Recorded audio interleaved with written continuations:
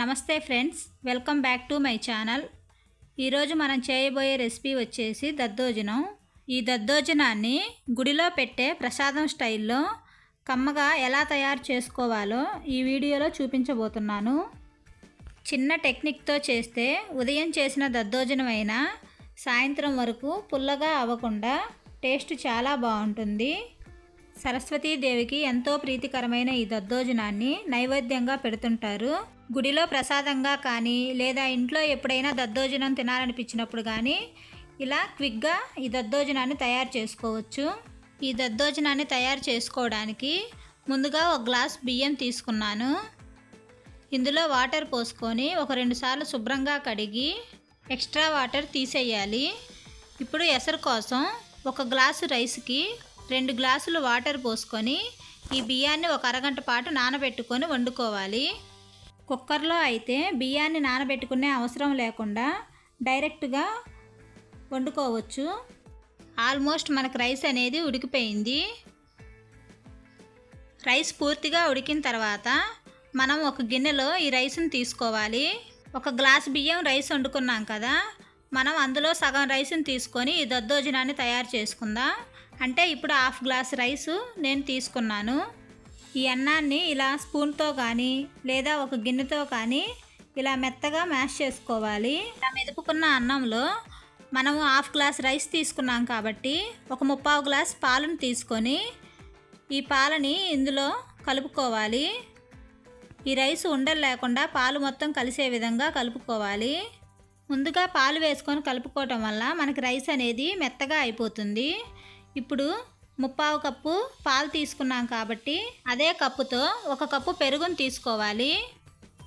ఈ పెరుగుని ఈ రైస్లో వేసుకోవాలి. ఇప్పుడు పెరుగు రైస్ అంతా కలిసేలాగా ఒకసారి బాగా కలుపుకోవాలి. పెరుగు మొత్తం ఈ రైస్లో కలిసిపోయి మనకి ఈ కన్సిస్టెన్సీ వచ్చేంతవరకు కలుపుకోవాలి. ఇలా కలుపుకున్నామంటే మనకి ఈవినింగ్ వరకు ఉన్న రైస్ అనేది గట్టి పడకుండా ఉంటుంది. ఇప్పుడు ఇందులోకి పోపు కోసం ఒక ప్యాన్ పెట్టుకొని ఒక 2 స్పూన్స్ ఆయిల్ వేసుకోవాలి.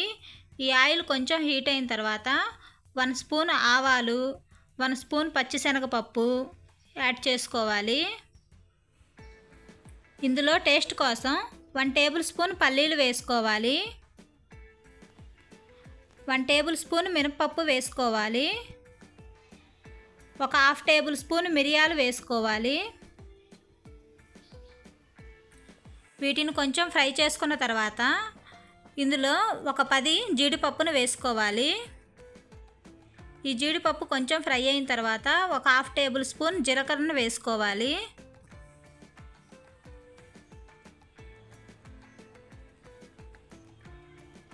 వీటన్నింటినీ కొంచెం ఫ్రై చేసుకోవాలి. ఇందులో 2 పచ్చిమిరపకాయలు సన్న ముక్కలుగా కట్ చేసుకొని వేసుకోవాలి. చిన్న అల్లం ముక్కని సన్నగా కట్ చేసుకొని ఇందులో యాడ్ చేసుకోవాలి. ఒక 2 ఎండుమిరపకాయలని ఇలా కట్ చేసుకొని వేసుకోవాలి.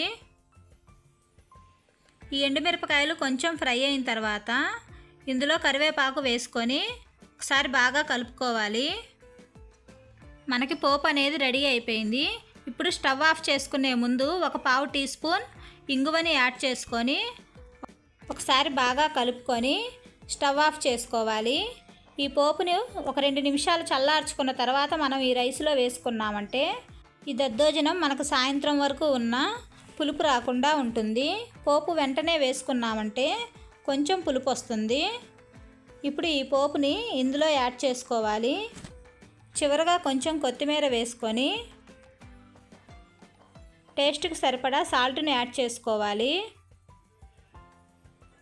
వీటన్నింటినీ ఇలా బాగా కలుపుకున్నామంటే కమ్మని రుచికరమైన టెంపుల్ స్టైల్ దద్దోజనం రెడీ అయిపోతుంది. ఇలా రుచికరమైన దద్దోజనాన్ని మీరు ఒకసారి ట్రై చేసి చూడండి. ఈ వీడియో మీకు నచ్చినట్లయితే ఒక లైక్ చేయండి. ఫస్ట్ టైం మా ఛానల్ చూసేవాళ్ళు తప్పకుండా సబ్స్క్రైబ్ చేయండి. ఈ రెసిపీని మీ ఫ్రెండ్స్కి షేర్ చేయటం మాత్రం మర్చిపోకండి. ఈ వీడియో ఎలా ఉందో ఒక చిన్న కామెంట్ చేయండి. Thank you for watching the video.